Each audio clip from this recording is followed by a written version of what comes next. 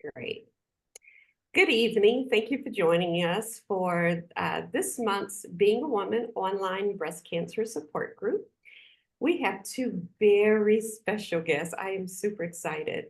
We have Ms. Travelle Cooper McKyer, who is the Broward County Regional Coordinator for the Florida Breast and Cervical Cancer Early Detection Program, also known as FBCC, with us this evening. And we also have a 21-year breast cancer survivor, Miss Kimberly Stewart Horan, who is also a Florida native. And you also may know her because she happens to be the Division Chief of Communications for Orange County Fire Rescue Department. So without further ado, I am going to turn this conversation about women under 40 diagnosed with breast cancer over to Ms. Travelle.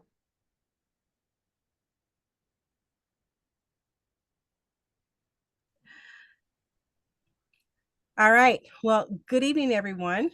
And I first want to thank the beautiful Gate and the founder, Pamela Burnett, for inviting me. I always love to share whatever knowledge I do have to everyone.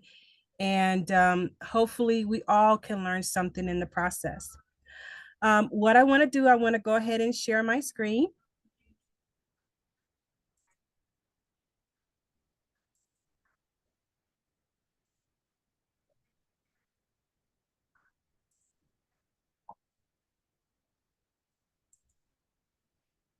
All right. And tonight, our conversation is going to be about women under 40 diagnosed with breast cancer. And it was interesting as I was looking at the information and trying to gather the research for this, that I actually learned a couple of new things too that I'm anxious to share with you guys tonight. So I debated whether I should start with the good stuff first or start with the bad news, but I decided to go with the bad news first and progress up to the good stuff. So we'll end off on a wonderful note. How about that? Love it. Okay. Love it. Thank you. So we'll start with the bad news first, and that is that as a population, and according to the Florida charts, everyone is dying at an earlier age. Now, we've heard that insurance companies will come and say, the life expectancy is long and people are living longer, etc. So when I saw this chart, I had to go to different sources to find is this really true? So I looked at the stats from 2014, which is on your screen. And then I compared it to the most recent stats of 2022. So if you look at the first column, where it's taking into account males, females, different races, different ethnicities, it is saying that in 2014, the life expectancy was to age 80. But if you look at 2022, almost 2 years have been shaved off. So I'm trying to think, why are people not living as long as they once were in 2014? So if you look at the entire stats over a period of from 2007, you see that in 2007, if you can see it, for a total for everybody, the life expectancy was 79 years and 6 months. And then in 2022, it's back to 78 years and 6 months. So, and then the interesting thing too was the mean age. Now it's broken out by population and race. And this is for the state of Florida. We're going to narrow it down to the state of Florida. You know, if you go down to where the median age is, So the median age means that you're at halfway point. So a halfway point, according to the statistics, is that people are at their half of their life at age 41.2 years. And this was in 2014. But then I look at in 2022, there's 22 million people. There's more people. In 2019, there was about 19 million people in the state of Florida. Now there's about 21 million people. But the mean age increased. So it's a little bit puzzling. So people are now living longer up to age 40. But after age 40, something is happening. Okay. And some years are being shaved off. So what's happening at the age 40 range? You know, what is going on before that that's causing their end of life to be a little bit shorter than in past years? So that's the mystery. I don't have an answer for you, but it was just interesting to statistics to find out. And then I looked at female breast cancer cases, you know, over the years, and you see that it's looking like it's on a downward trend. There's ups and downs throughout the years, but it's on a downward trend for breast cancer at advanced stages. All right. But now let's look at it for women that are women in the state of Florida. And this is women age 40 and younger. All right. And it's over a population of 100,000 people. So in 2014, 69 women per 100,000 were diagnosed with breast cancer. Wow. Okay. But now look at 2022. Do you see where that number jumps to 101? Mm-hmm. So the younger ages is on an upward trend. And this is from 40 and under. Let's just kind of let that resonate in our minds a little bit. So, and taking into account all the statistics that I've said, people are not living as long as they used to. When they get to age 40, something is happening where they're not living as long, but people are living longer up to age 40. All right. But then we find that women in the state of Florida, from 2014, the breast cancer is increasing.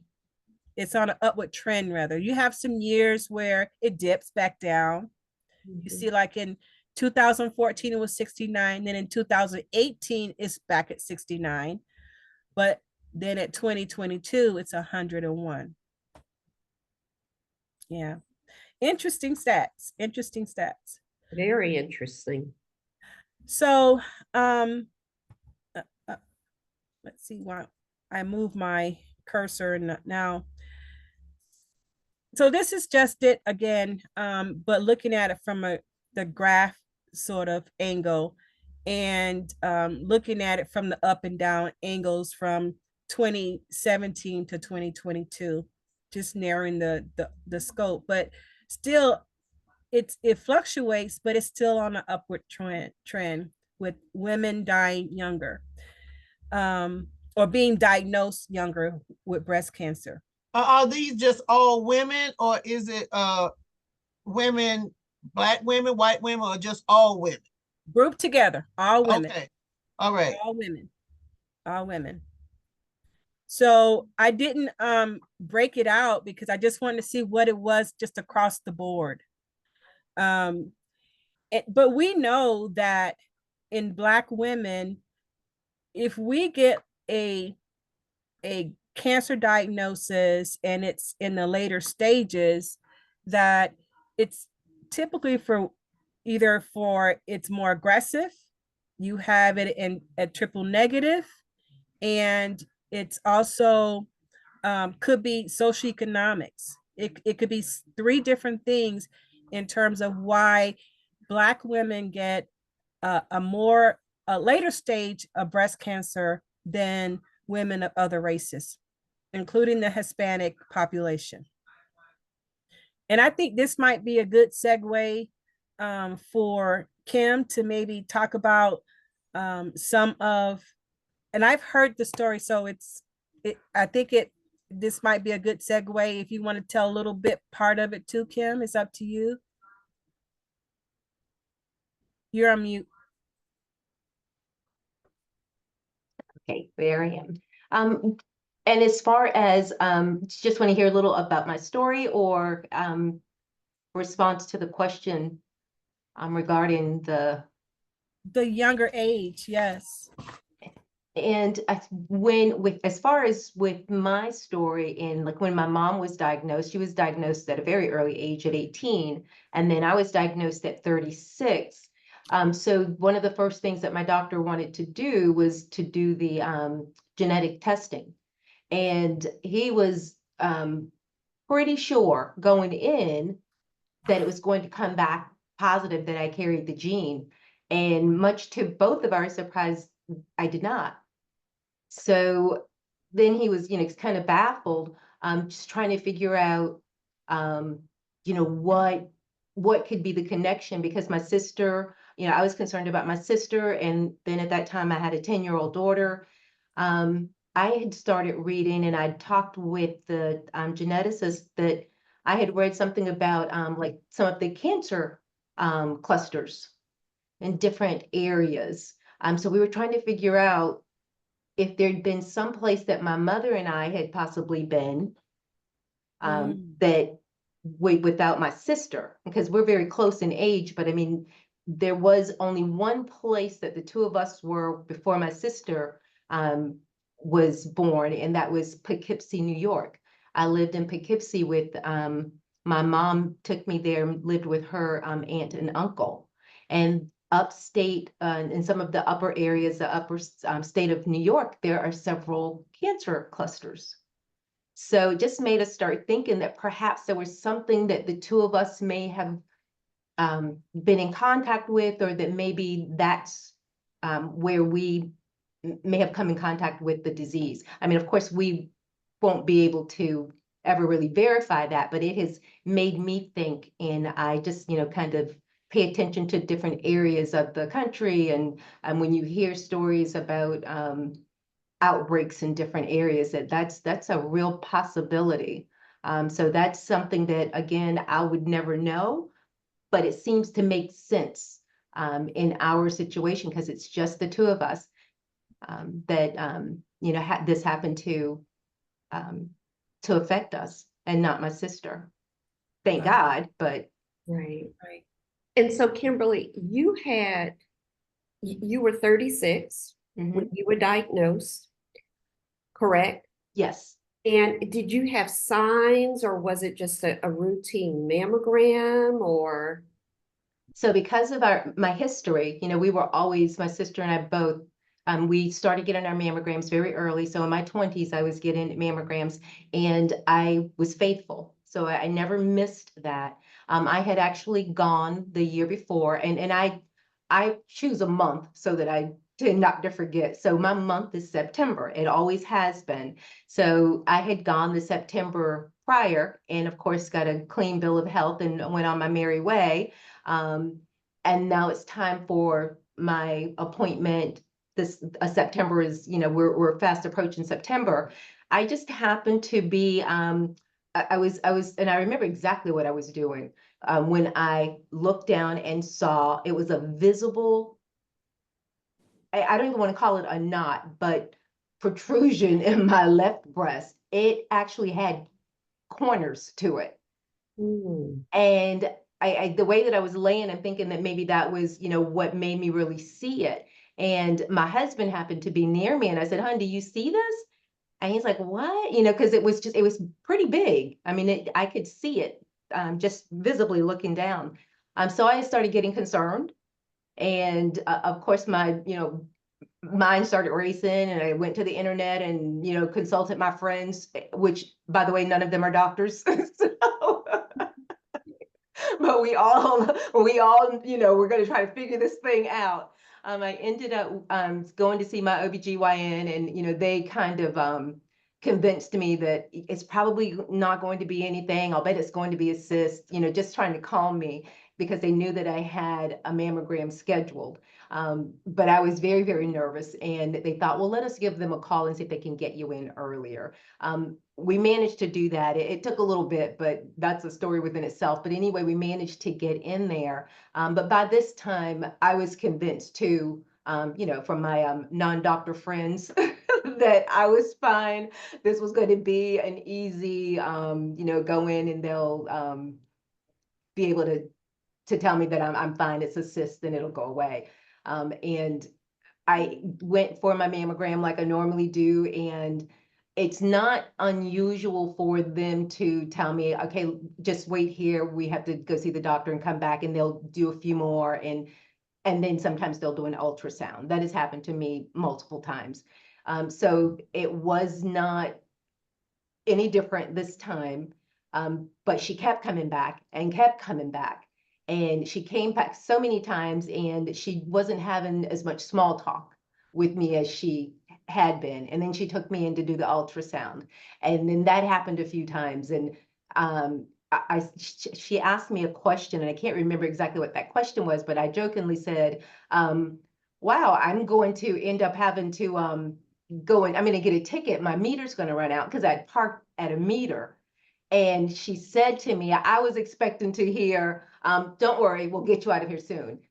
She turned and said, you need to put your clothes on and go put more money in the meter. And that's when I knew that there was a lot more going on.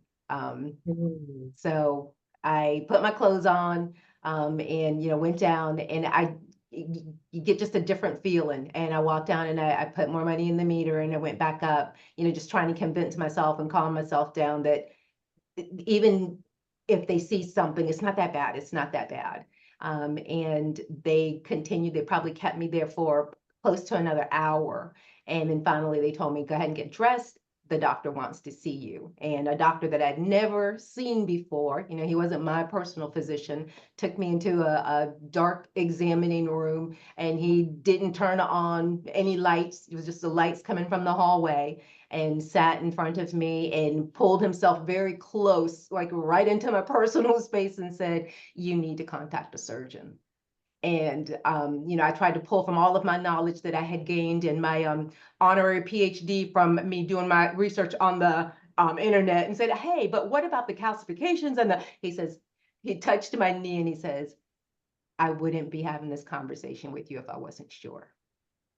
So, and I remember giving my husband a call because he had asked if I wanted him to go with me that day. And I'm like, no, you don't need to miss work, go to work. And I called, and he's like, oh, hey, hon, like he normally does. How'd he go? And to have to tell him that. So, yeah. Thank you for sharing your story, because I think all of us can relate, going for mammograms and then having to sit there and wait there for, going to do the ultrasound. And so thank you so much for sharing your story. Absolutely. Thank you. And just to say that had gone from one September to the next. Right. With nothing to having a visible, lump. Right. And you wonder, how long had that lump been there growing? Was it there before the previous September? And they looked, and they didn't see it. They compared them. There was nothing there. Wow. And kudos to you for being so diligent and making sure that you have that mammogram the same month every year, having that reminder. Yeah, thank you.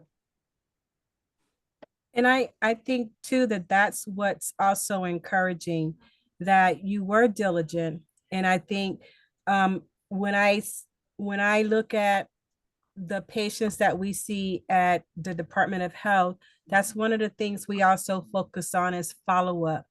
The program that I work for, it's set up by CDC, And one of the guidelines is care coordination. And in those guidelines, it tells us that we have to make sure that when a woman is diagnosed with breast cancer, we have a short amount of time to get them into treatment, because that is important, especially when if there's an aggressive nature or something is going on. They don't want us to drop the ball or wait or do anything. They want us to make sure that we get that woman into treatment, and that's what we do. And we do pride ourselves that, you know, having all of our patients at least choose that want to have treatment get into treatment when they can. So I had another slide to show you, and that was also based off what Kimberly said in terms of ages. And that is, if you see the highlighted section, it says that, and this is by the National Cancer Institute, and they looked at a breast cancer diagnosis for all ages.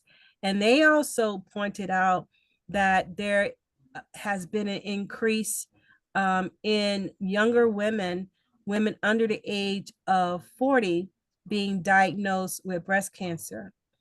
And they pointed out that they're looking at ages between 15 to 39. So, Kimberly, you said your mom was diagnosed at age 18. Yes, You at age 36, I think you said, or yes, yes. so, and this kind of falls within what the National Cancer Institute is seeing right now, that we are seeing an increase. But I also said that I had some better news. So we'll get to the better news. And basically is that there are procedures and techniques that to diagnose and treat breast cancer, it has all improved. When I first started with this program over 20 years ago, the mammograms were analog. Do you, you know, some of the young people age 40 may not even have heard of analog, but, and then it went from analog to digital. And I thought that was just big stuff, you know, it's digital. But now the new technique is what? 3D. 3D.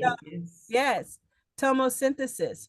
So even in the last 20 years, we have gone from analog to digital to 3D. And even with 3D, you can see the different layers of the breast, and they can see if there's a need to go further, to do something different. It also decreases the callback time, or for women, you know, with the 3D, they don't have to come back as often for follow-up. And it takes a lot less stress off folks or women when they know that they're okay and they can come back the next year. I was speaking with the breast cancer survivor, and she told me that every year when it's time for her to get her mammogram, it's a level of stress that increases for her, because she never know what to expect and what they might find.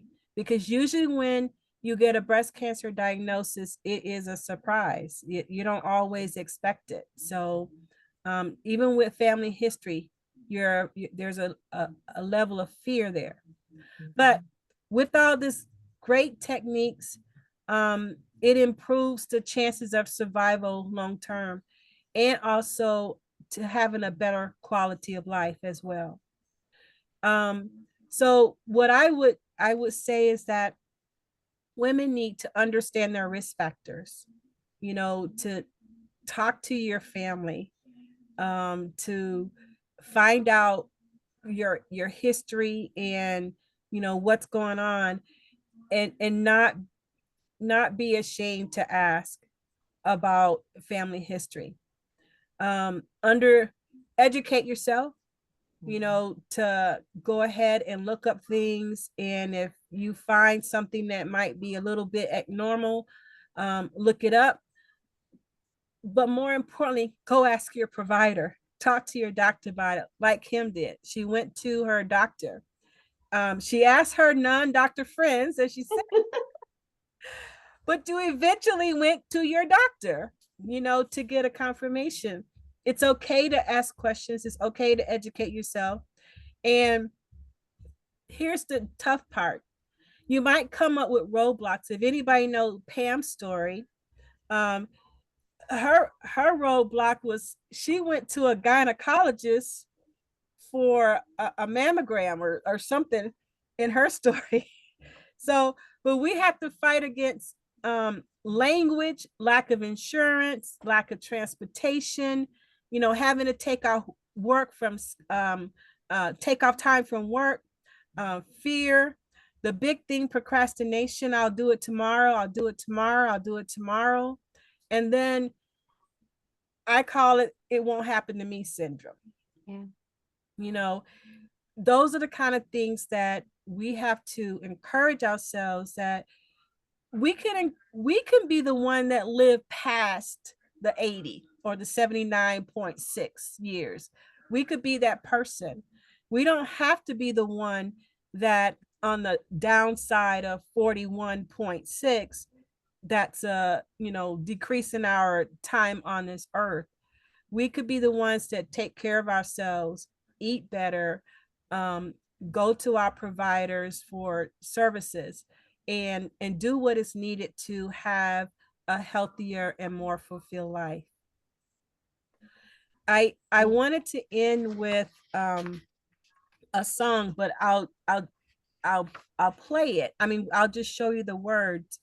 I think the lyrics are next, and it's just basically a song that I thought was really interesting. And the chorus part of it is like, I have about a million reasons. And you could say to praise you and whoever your you is. I have about a million stories to tell, and how we always made it through. And it's like this song, if you guys could, look at it and listen to it, it's super encouraging. It's super encouraging. No matter what is going on, no matter what is happening in our lives, we should never give up, and we should always look to the positive side of things. So I encourage you to just listen to that song. And the last one is to know that there are services available, especially with our program, the Breast and Cervical Cancer Program. It is funded by our federal dollars. This is a great use of our federal tax dollars, because for the women who have those barriers, like not having insurance and not having the funds to pay for it, this program will pay for a screening mammogram. And if the patient is in need of diagnostic services, this program also funds the diagnostic services as well. So it is not only statewide, it's nationwide. So if there's listeners outside of the state of Florida, this program is national. Go to your local Department of Health and find out where you could get free services for a free mammogram and a free pap test. Turning it back to you, Terry. Thank you. I am not in Florida. I am based in Georgia, and I'm going to tell everyone that I know here about that program, about going. And I know that Ms. Pamela had previously mentioned the federally qualified health centers. Mhm. Yes. And that, so I'm assuming that's the same thing, that's national, or it's different? It's No, different. It's different. It's the health departments in the states are the ones that have this program. I didn't know that it was the health departments that all over the state until I started researching. And I said, oh, this program is, you can only go through the health departments in the state that you're in, And I want to ask a question to everybody. Just how many ever heard of this program? Because most of you know this is the program that we utilize with the MASS program. But how many of you ever heard of this program, the Breast and Cervical Cancer Program, before? Have you ever heard of it? Did you even know it existed? Not Isn't here this in Georgia. before a year ago. Isn't that something? We Mhm. never knew that this program, I was a recipient of this program. I had no insurance, but I had breast cancer. And after that, I was on what's that, Cobra? Oh my God. Every time I went to the doctor, they raised it, So I had to come off of it. But then, after meeting Travell, I was eligible. But, and that was one. I just wanted to know if you all knew about it before. I know you guys know about it now because with the MAS program, okay? Because that's the program we use. But Kimberly, I wanted to ask you that year when from the time you went and got your mammogram, because you were from year to year, okay, you were faithful with doing that. Did you ever ask your physician what happened, what could have happened between that, from that September to that other September, for you to have that, for it to be so visible? What happened? Did you ever ask him? I didn't. And I think because once I was diagnosed, so when I was sent to the surgeon, that was the first time that I met him. So I really didn't spend a lot of time with anybody that I was familiar with at that point. Now it was kind of like the hurry up mode. So as soon as we got in to see the surgeon and we got the results back, um, it was immediate. It was, I mean, they called us like after hours to give us the news.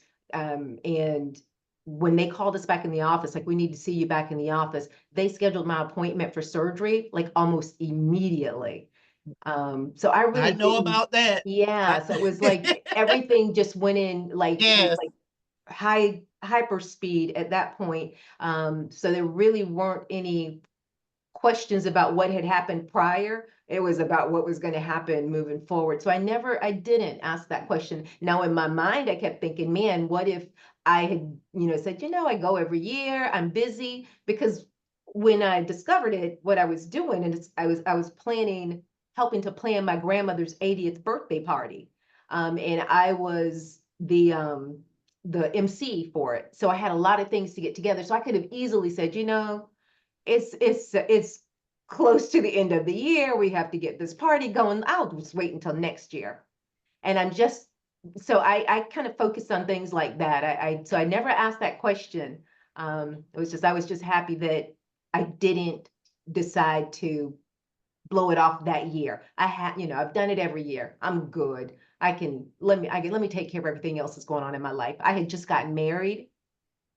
I'm planning a party. I had a lot of stuff going on. So Let me ask you another question. That the imaging facility, that was it the same imaging facility that you went to for year after year after year? year after year, I never went to another. It was in the same hospital system. Now, occasionally I would go downtown and sometimes I would go to their facility in Longwood, but it was always through the same hospital system. Did you request your film so someone else could maybe look at them and see that maybe there was something and they dismissed it? I have them, and other people did see them. Even my oncologist, once I got established, and she is, most people have probably heard of her. She is Dr. Nikita Shaw. With at that time it was now it's UF, but it was, I can't remember the name of it now. But she's a pretty renowned doctor. I mean, I showed her everything. And what was her take on it? I mean, when she looked at those films. Yeah, she didn't see where they had missed anything or ever Wow. question any of it. And I didn't have any problems getting, I didn't really have to request anything. So it wasn't like anybody was trying to, like, oh my gosh, how did we miss this? I mean, everybody was very open to give me everything that I needed. And yeah, we never saw anything. Wow. I Wow. ended up, but once the surgeon came back, he did tell us that I actually had two types of cancer. And one was actually within the milk ducts. And then one was very, very aggressive. So with the two types that I had, one was very aggressive, and that was the one that they were very concerned about. Okay, again, thank you. Thank you for sharing. Oh, Uh, absolutely. I'm listening at your story, and I say, and some of the things you spoke of, I said, oh, I know about that. You know what? When you get cancer survivors together and they start telling their stories, let me tell you something. There's something that's gonna be similar to what Yeah. for each other. And I didn't know that part of your story. And as far as especially when the room was dark, Yeah. when they told you, remember I tell people that I was in the room and Mhm. you know what? And all of a sudden, and it was dark too. Yeah. It was dark. And remember, I said, well, the only thing that held me up was that wall, you know? So, Yeah. oh my goodness. So we are true sisters. I'm telling you, in this fight, with this disease. So, Travell, I wanted to ask you a question, and I promise I'll let everybody ask a question, but you know, I'm writing stuff down. When you stated about you've been here, you know, with the that program for 20 years, and then you how technology, whenever I'm doing the the education, we go out and do the education, and when I tell the folks, the audience, and I say, and the doctor put the films on the wall, you know, and you know, put the films on the wall, and they all looking at me. I say, see, this is technology. It's changed. They used to put the films, you know, on that little pane, Yeah. and they put the film there, and you know, and they're looking at me. What are you talking about? You know, but I was just saying, just how things have changed, you know. And so, anyone else, please. Oh, this was really good. Thank you all. Wow. I want to add that, you know, with the new electronic records as well, the imaging facilities can now transfer your film to another imaging facility if you move or you decide to go somewhere else. Mhm. And that's all a part of Mhm. technology as well. It also helps with the continuity of care because one doctor can see what was done at one site, and through the electronic medical records, they can see your whole history, which you may have forgotten or may not have the charts to share with them. So yes, Pam, it's really good how technology improves over time. And it's also good to even support the research. I know sometimes we're hesitant to participate in research things because of it just historically, it hasn't always been very positive for our race, but we need to look at that a little differently now, because when you look at some of the new techniques and like even how to treat um, triple negative or the aggressive nature in our bodies, sometimes the medical profession has a difficulty in doing so because there's no historical data. And with research, especially for those difficult treated uh, diagnoses that need to be treated, it's good to have some historical data. It's like which medicine works the best. So I guess we need to kind of rethink that, of how we participate in the clinical trials and in with research and even funding research. We need to kind of like rethink it because it's going to work, maybe not for us right now, but for our future. Mhm. And I'd just like to add that I did participate in a trial. It was one that was recommended to me by the oncologist, and she thought that it would be very useful and would, you know, if I were to participate. She didn't force me or try to, you know, push me one way or the other, but I did. I participated in a trial during my treatment. And not only did that help you, it may help someone Others. else as well. Mhm. Yeah. Kimberly, what stage were you in when? Two. I was stage Stage 2? 2. Mhm. Okay, all right. Imagine if you had not gone to the doctor for your Yeah. appointment, for your scheduled mammogram. That tumor was so aggressive that by the time you went in the course of a year, you were already at stage 2. Wow. Yeah, Right. Wow. yeah, I Travell, think about that. right. And then Travell, thank you so much for sharing that about your getting your films and requesting your films. My aunt is a breast cancer survivor. 2 years after she was diagnosed is when we all found out. She Mm. went through that process by herself. Mm. And since she was diagnosed, and it's probably been 10 or 15 years, I know that I have to go every year. And so I guess it was right before COVID, our insurance changed. And I tried to switch from one provider to another. And my OBGYN said, no, you need to stick with the same one. And I'm like, no, I'm going to switch. So, and I think part of what I heard from you, Kimberly, is that you have to be an advocate for your health Oh, care as you do. well. You know, it's one thing for them to say something, but you have to advocate for Yeah, you. you do. Yeah.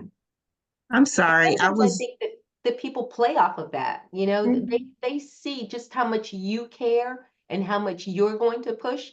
And if you don't really care, they're like, okay, I can put her off. I don't have to, you know, so I'm a strong believer in that. You know, it is about you and you need to be your champion.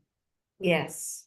And I think as a mother and as a grandmother, Travell, seeing those numbers where women younger and younger, age 15 and older, and in Kimberly, just within your own family, I have to make sure that I share that message with my daughter and my granddaughter when she gets old, like older, not 3 years old, but once you get a certain age, so as mothers and grandmothers, we have to share that message to our daughters and to our nieces and our family as well.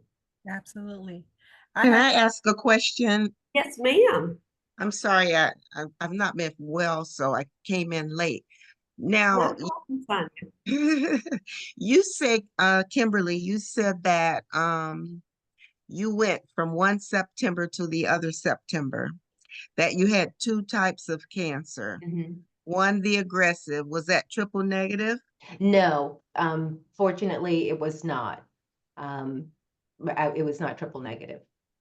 Okay. But the at the rate that it was growing and how the doctor explained it, you know, there's a lot of medical terminology that you don't always understand, but he was like really trying to let me know that you can't put the surgery off, of the two types, and they're pointing to things and, you know, giving you names of things, but this one, you know, the one that is here, you know, that's the one we're concerned about. So, but it was not triple negative.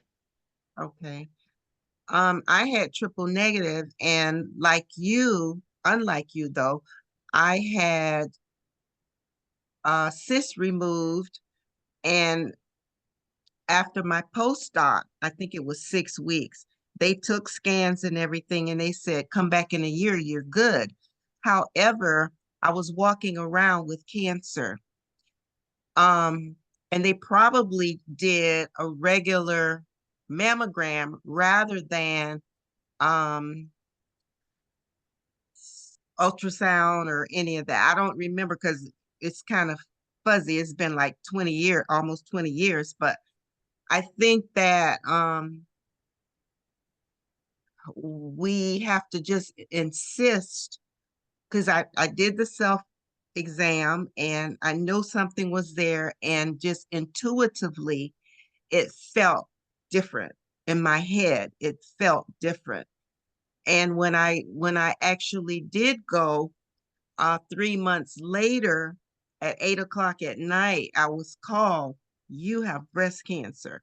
Mm. Mine was triple negative, but it was stage 1. And I shudder to think, had I waited a year, because my oncologist said I probably would not have survived.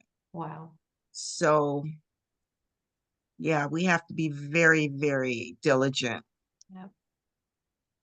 Wow. I wanted to ask Travell, because this was about women under, 40 diagnosed with breast cancer. What, what are the guidelines for, the BCEP program seeing those women?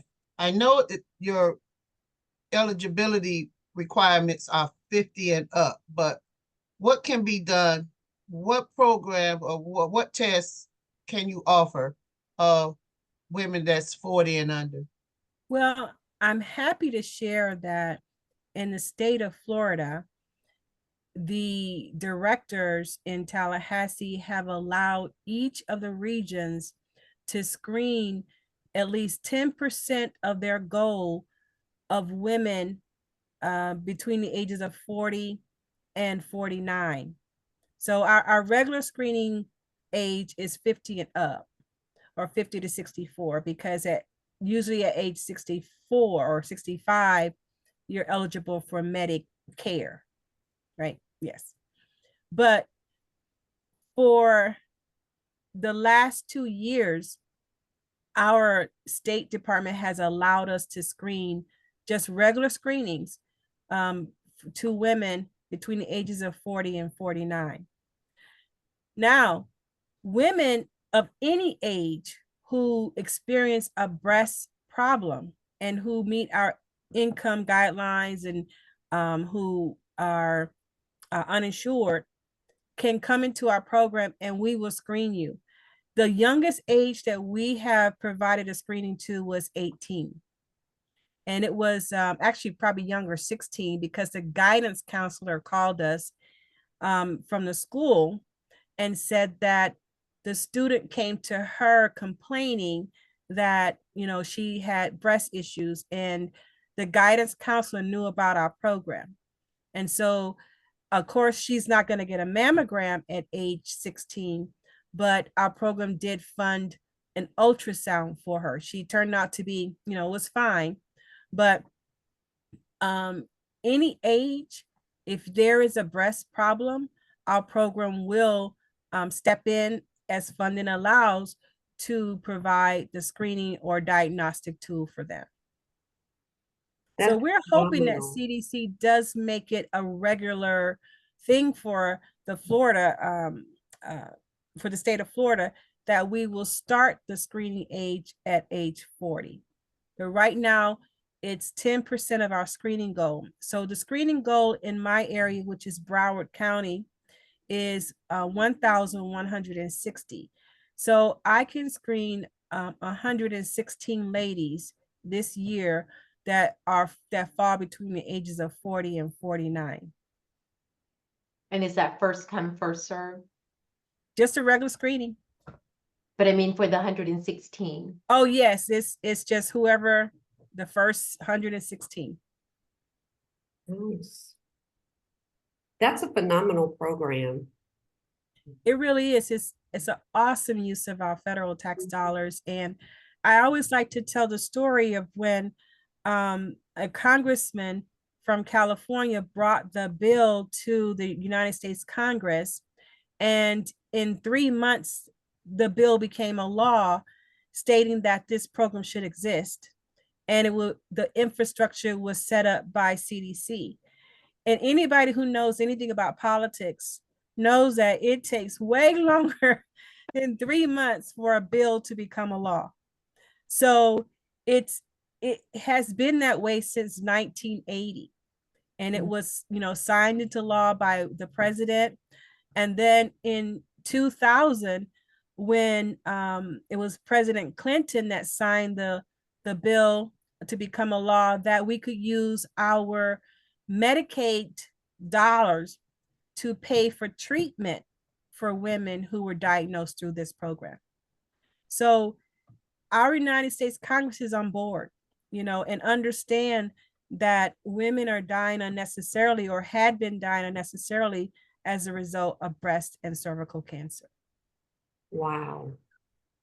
Wow. Thank you so, so much. It is 7:52, and everyone knows that I like to be respectful of our time. I see Miss Jeanette, and Miss Cheryl also on the call. Would you all like, to ask any questions or share any comments?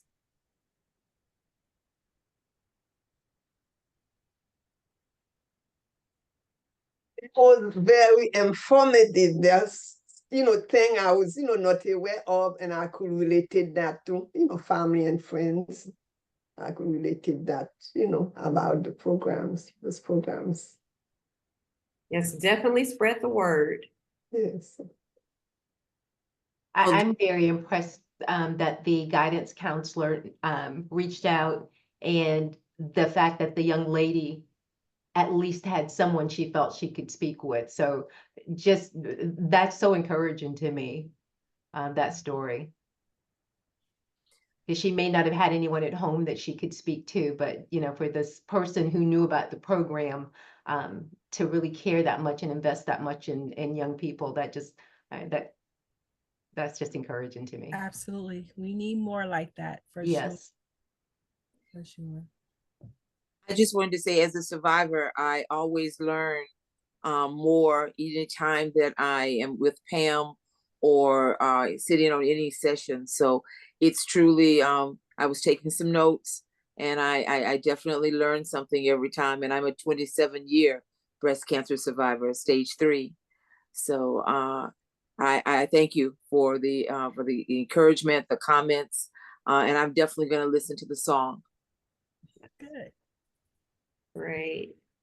Well, thank you all so much. And Travell and Kimberly, again, thank you so, so much for taking time out of your schedules to share, Travell, all of the information about what your program does, and Kimberly, your testimony, your story. The thing that I take away is advocating for our health. No one's going to fight for our health more than we are. Absolutely. As a mom and as an aunt and as a grandmother, I have a lot of young ladies in my life that I need to start, instilling that message. Get an annual mammogram. Don't miss it. Don't let your schedules interfere with that annual appointment. I do mine in my birthday month every year. Or my birthday month is the end of August. So either August 26th on my birthday, or by the end of September, I'm getting that mammogram. So I have one more quick story. And Yeah, I know go time ahead. is short. But I talked to my daughter, who's now 38 years old, but I talked to my daughter about this as she was in high school, and telling her the age to get her clinical breast exam, which is when the doctor sees you and do a manual exam. And when she turned 21, she came to me, she says, "Mom, it's time." And I went, "Time for what? What is it time for?" She said, "For my clinical breast exam." I almost fainted. Like, she heard me, she's listening. So of course I took her to the best breast specialist I knew. And just to reward her with that too, like knowing that she could talk to me, and also that I would follow through with her. I love So it. that was just a quick story of I how love it. our influences, even on our children, it matters. And she actually listened to you. Yes, Yeah, I love exactly. But it. yeah, that she was listening. Yes. I love it. Well, thank you all so much. Does anyone else have anything they'd like to share before we close out? Yeah, thank you all so much for having me. All right. Well, I will send a recap of this out to everyone tomorrow. And then if you have any questions, we'll make sure that we include the program information in there as well, if you like to share it with someone that you know or love. So thank you so much. Have a good evening. Thank you. Good Bye-bye. night. Thank you. Bye-bye.